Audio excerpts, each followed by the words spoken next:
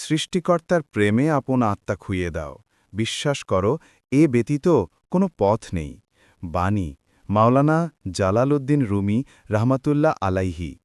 এই উক্তিটির অর্থ হল সৃষ্টিকর্তার প্রতি গভীর ভালোবাসা ও বিলীন হওয়ার মাধ্যমেই নিজের সত্তাকে অতিক্রম করে আধ্যাত্মিক সত্যে পৌঁছানো যায়।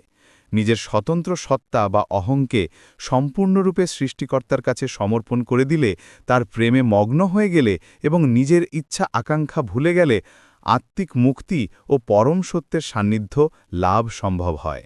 এই পথে নিজস্ব অহংবোধের বিসর্জন দেওয়াকেই আধ্যাত্মিকতার একমাত্র পথ হিসেবে উল্লেখ করা হয়েছে। আত্মসমর্পণ ও বিলীন হওয়া।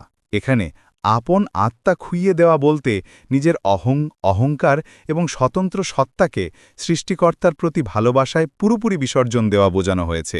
এটি নিজেকে ছোট করে সৃষ্টিকর্তার মহত্বের কাছে নত হওয়া এবং তার ইচ্ছার কাছে নিজের ইচ্ছাকে বিলীন করে দেওয়া।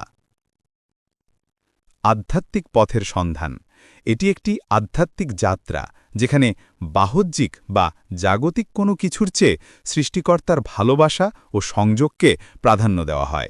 এই ভালোবাসা এতটাই তীব্র যে তার নিজস্ব অস্তিত্বের সীমাকে মুছে দেয় এবং এক গভীর আধ্যাত্মিক উপলব্ধির দিকে নিয়ে যায়। এ ব্যতীত কোনো পথ নেই।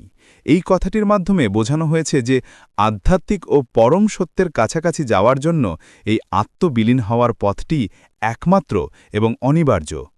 জাগতিক কোনো প্রচেষ্টা বা উপায় এখানে যথেষ্ট নয়, বরং নিজের সম্পূর্ণ সত্তাকে উৎসর্গ করাই এখানে মূল শর্ত। মূল ভাব।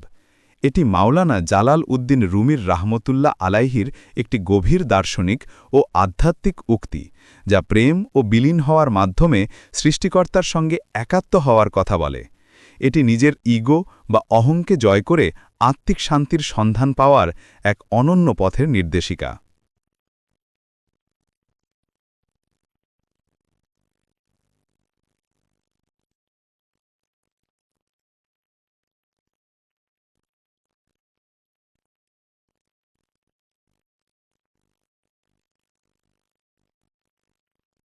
আমাদের এমন শিক্ষা প্রত্যেক মানুষের নিজ নিজ ব্যক্তিগত জীবনে প্রতিষ্ঠা করা একান্তই দায়িত্ব ও কর্তব্য।